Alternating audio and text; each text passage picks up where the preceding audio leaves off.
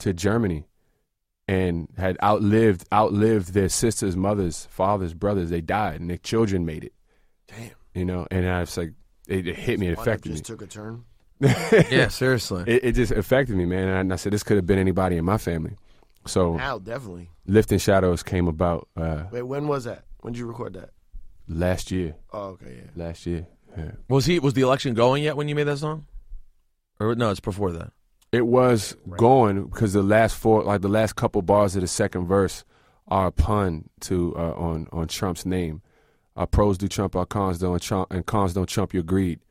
That was so he was already talking. Starting. Yeah, he was talking that shit already. But not as far and then when Tribe did We the People, it was like really in full swing. So by the time they dropped their album, which was 3 days after he was elected, We the People sounds like recorded before that. It's so crazy that it was the first real pro-Trump post-Trump song of the Trump era. Yeah. You of course have the real trifecta going. You are black. Oh yeah. Muslim. Yeah. You're not an immigrant yourself, but your family. I might as well be. I was raised like one. Yeah, and you spent a lot of time in Sudan. Spent a lot of time in Sudan. Yeah. Every year you go? Pretty much. From the time I was like 6 to 18, I took a break after that. I didn't go every year. And then recently it's been like every 2 years. I was there in October. Yeah. How is married life? Fantastic. You have always been, I want to be clear, as far as rap goes, you have always been the relationship dude in rap that I've known about. You were always the dude. Yo. Yeah, he always had a girlfriend with him. Bruh, I just been about work. I wasn't doing anything. I wasn't out here chasing broads, trying to be in the club. I was about work. You really were. Always, you know me. Yeah. And I never had a girlfriend that got in the way of work. No. No matter how many times my homies try to make it appear like, yo, you always with your girls. Like, yo, I'm always on time. What you talking about? Yeah, no. And you've always had a girlfriend that's cool and in the cut. Right. You know, not. Nah, I never had any static like that, you know, but I just been about the work. Dog, you remember, 10, 14 hours a day in the studio, I was 245 pounds. All I did was You did work. get real fat for a minute. You remember that? Yeah. I was in the lab hard. No, I forgot that you were that fat. 245. I'm 6'3", so a lot of people don't know. How much you weigh now? Like 200? 200, and even right now, I'm trying to get back down. I was 190 last year. But 190, that means you were your thinnest probably, right? But Yeah. 245 is crazy. You have pictures of that? Not on me right now, but you can find them. Long hair, 245. What were you eating like when you were... Oh, what? The microwave medley, 5 p.m. What was that? That's when I realized I was hungry. It was around 5 o'clock because I would just wake up and just start working on music. Around 5 p.m., I realized I didn't eat all day and I was starving, and I would go and find any leftovers in the fridge or anything that was microwavable, and I'd put it in the microwave, and my homies called it the microwave medley. Well, you would literally just microwave whatever you had. Whatever I could find. And so you're a living example of that. When people think they're being healthy by eating like one meal a day, it's much worse. Well, what happened was I slowed my metabolism down. So I was packing on everything. And then Dilla passed away. And the rumors when he first passed away said that he passed away from being unhealthy because he was in the studio constantly and he was malnourished. That was the rumors until it came out, the true reason of his demise. Right. So when I found out that my idol had passed away from overworking himself, or so I thought, because he was the reason I was overworking myself, because I heard this rumor that he doesn't stop working. I was like, well, I can't stop working. So when I found out that the rumor came out that he passed away from basically being unhealthy from overworking, it changed my life. That, and then I read something on the internet that was like, are you African-American? Click yes. Is your waist size over 36? Click yes. Are you a male? Click yes. You're at high risk of diabetes. And I was like, what? And I looked around and like a couple people in my family had diabetes. Yeah, I remember that. And then I just changed after that, and the weight dropped off in like 6 months. All right, let's have some nerd beat talk. Talk to me. You were always an ASR guy? Used to be. Yeah, like I've been on a computer for beats since like 06. I'm so old. I remember. Before that, though, ASR? Yeah. Because I no disrespect, I just know how to put people in a box from the machine you use in the 90s and beyond. You know? You would be surprised, though. What kind of box you putting me in because I'm on the ASR? Let's talk. No. I'm just saying, like, it's not a bad thing. It's just like the type of people that use certain machines is a very specific thing. And the way you're speaking, the way I'm listening to your story, the way your life has evolved in the music industry. And as soon as he said ASR 10, I was like, Yeah. Not the 10 though. Oh, not even the before 10. that. No, the X, the Okay. answer to the Sonic's answer to the MPC, Right. designed by Jazzy Jeff. A lot of people. Don't Oh, know. really? Oh, really? Yeah, I didn't know he that. had a lot to play in the design of it. I don't remember the X. It had pads Yeah, it had pads on it. after the ASR 10. After the 10. Ciph, explain for those of us who don't understand, like what there is to say about the ASR. It's a very, I don't know, I'm a fucking, especially back when I was young, I was a super nerd. And like, I just know how to like, I don't know, I hate to say it in a way, but I categorize people. Talk to me. Certain things. Primo is an MPC guy. Which MPC we talking? From what I remember, I think he's the one with the cushion. 3000. No, before that, the MPC 2. The 2000? No, the MPC 60. Oh, the 60. Yeah. 2.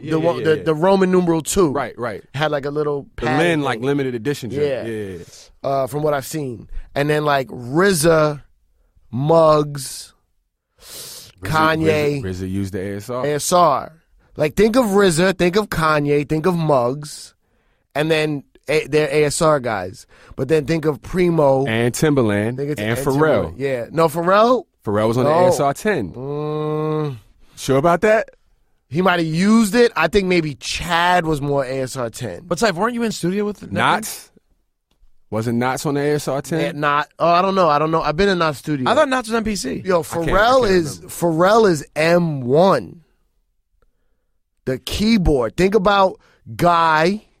Think about the Teddy Riley New Jack Swing sound. Yeah. Think about Pharrell's introduction into the industry, which is Teddy Riley. Right. To this day, I don't know to this day, but the last time I saw Pharrell was sequencing with an M1, and I'm like, please stop this.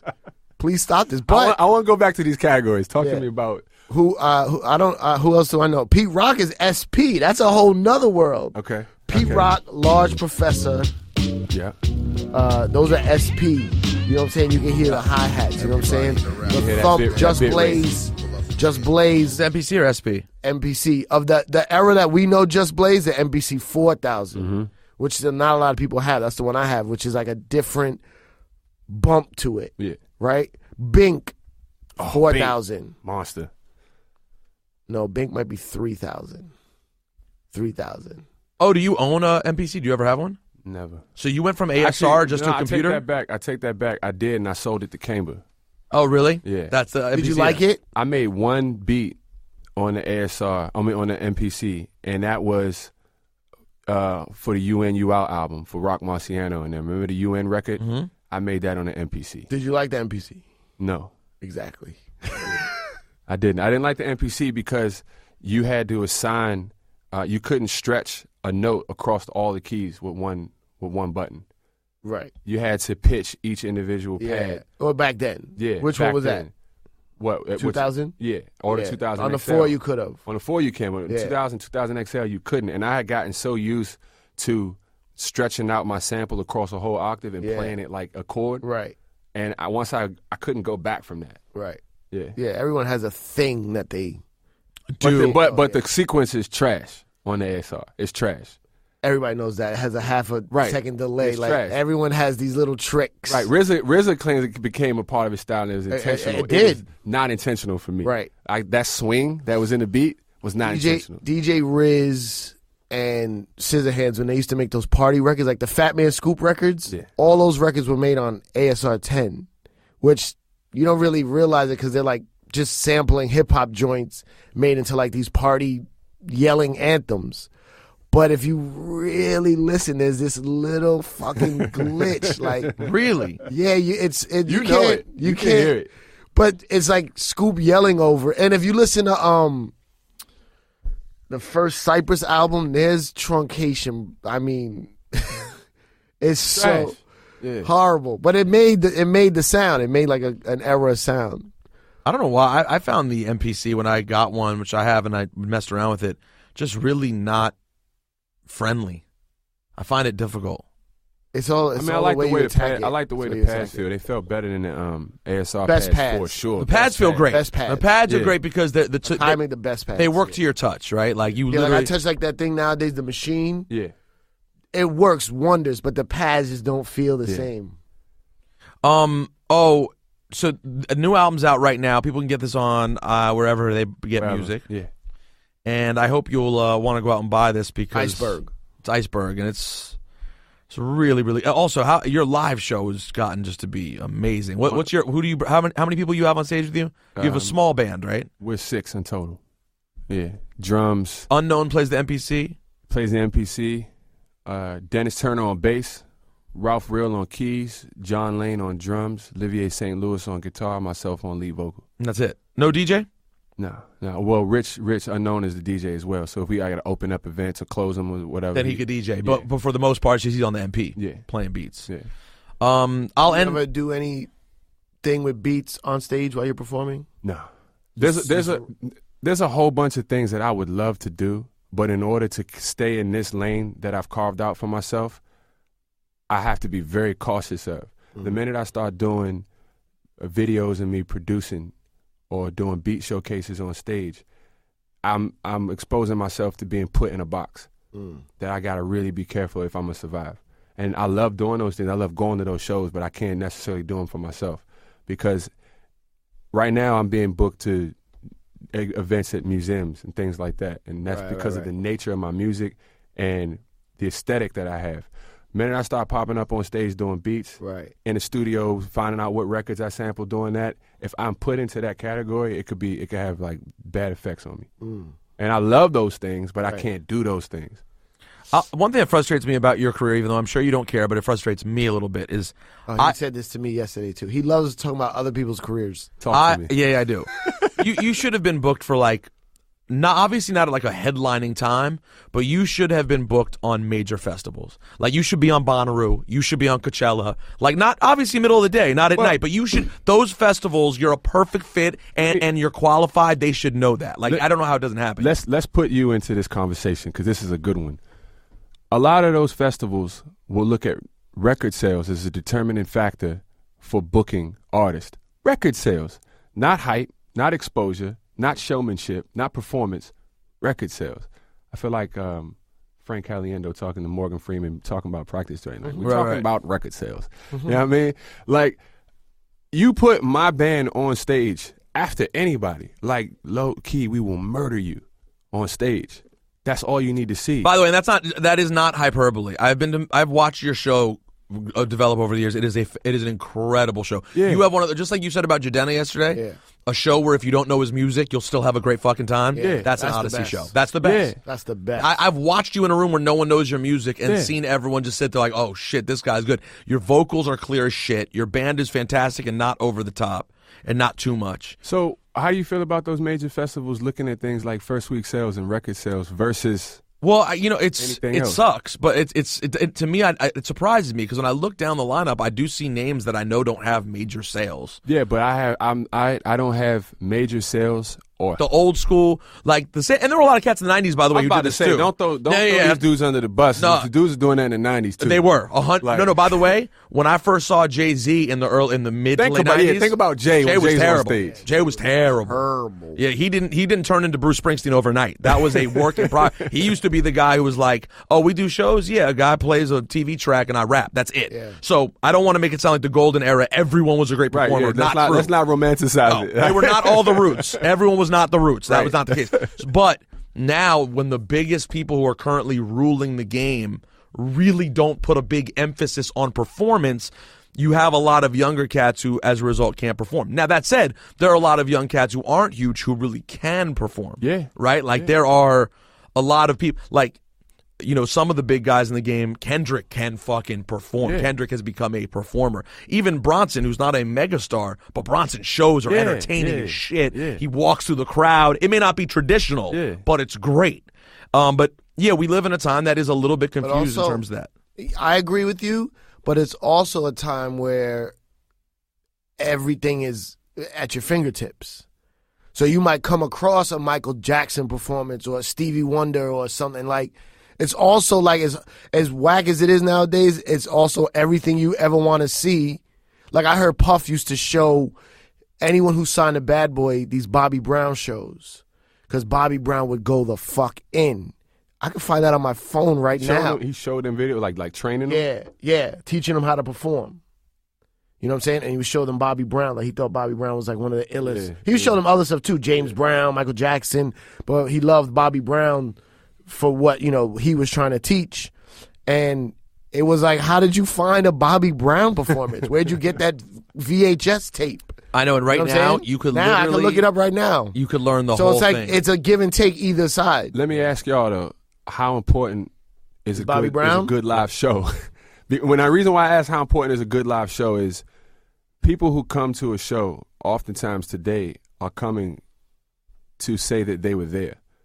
That's not a whole to, nother not to experience a show. So how good do you have to be if my main reason for coming to the show is just to document that I was at the show? Well, that's why for Future it doesn't matter. Yeah. But for Logic it does. Okay. Because okay. Logic has, for example, a following which is people, the reason they fell in love was the music was good. Yeah. Then they went to his show and were like, holy shit, I love this. I'm a mega fan now. Yeah. If you're in that era, you're in that group where you're not a huge star and someone comes to check you out, I think, and the show sucks, I don't think that's enough, them just liking your music, to become a mega fan. Right. Now, if you're already a mega star, I don't know if the stage show matters as much because you're already in people's lives everywhere. Exactly. But if you're someone in your lane, you know, that live show matters. You got to win over people when they come to see you. I mean, there isn't a show that I've done. Even I'm selling out shows left and right. I guarantee you 50% of the audience still don't know who I am to this day. So why do they What do you come? mean? Why are they there? Other people performing? It's beautiful. They come because someone told them you have to come see this guy. Right. And I make a point to talk to them at the end of the show. I That's was like, shake your hands. Raise your hands. How many people came because somebody dragged them here? And everybody raised their hand. And when I finished the country, it was like, oh my God, my friend. I was one of those people that my friend told me I had to come to the show. It was amazing. I love it. 50% of my audience to this day at my sold out shows are there for the first time. That's dope. If you had to predict whether you have some sort of really big mainstream moment or not, do you think you will, or do you think it probably won't happen? Man, there are so many things shaping up in my career right now that I'm like this meeting I have to go to after this. I don't want to say it on camera, but the projection. There's no camera here, so just say it on audio. Sorry, I'll say it on. You know what I mean? I don't want to say it on record. Of course. I'm getting myself into some very interesting things, man, that I don't think I would be asked to do if I was a bigger star. But at the same time, knowing that I'm going to have my daughter in July, where I'm at is where I want to be. And I promise you, I want to be able to walk with her in the park and no one know who I am and be able to provide for her and take care of her. Now, that's your dream too. That's my dream. And come home and work at home. She can sit in the living room with my wife and I'm in the next room. In other words, you want to be a professional musician who lives a totally normal life. That's all I've ever wanted. And that's interesting because so many people believe that what they want is an abnormal life. They want the craziness. I've seen it. We've been around it way too much in the hype. I've seen way too many people crack. I've seen way too many people rise and fall. I've seen way too many people get a lot of money and it's not sustainable. Mm-hmm. I'm good off of all of that. Like, I'm not interested in that, man. Seriously. It'll be interesting to see if it accidentally happens.